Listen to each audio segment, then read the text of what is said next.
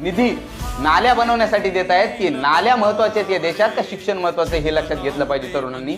आणि म्हणून या GRचा शासनाचा महाराष्ट्र शासनाचा जाहीर निषेध। त्याचबरोबर महाराष्ट्र शासन लवकरात लवकर हा निर्णय मागे घेईल, अन्यथा महाराष्ट्रभर मोठ्या प्रमाणात विद्यार्थी असतील आणि युवा बेरोजगारांचं आंदोलन होईल, हे सुद्धा त्यांनी लक्षात घेतलं पाहिजे। आणि या शाळांच्या माध्यमातून जे हजारो पिढ्या घडणार होत्या त्या हजारो पिढ्या आता याच्यापासून वंचित राहतील। ज्याच्याकडे पैसा त्यालाच शिक्षण, आणि तो पैसा किती असणार आहे?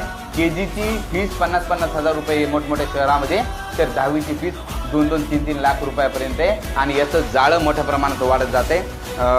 एकीकडे अनुदानित शाळा, मग माध्यमिकला नंतर विनाअनुदानितचा टप्पा आणला, विनाअनुदानित शाळा नंतर त्यांनी एक पुढचा टप्पा आणला, तो टप्पा म्हणजे स्वयंअर्थसहाय्यित शाळा। प्राध्यापकाला कंत्राटी बेसिसवर केलं, प्राध्यापकाला CHB वर आणलं आणि त्या CHB वर त्याला बिचाऱ्याला मानधन 300 रुपये ठेवण्यात आलं। आणि हा प्राध्यापक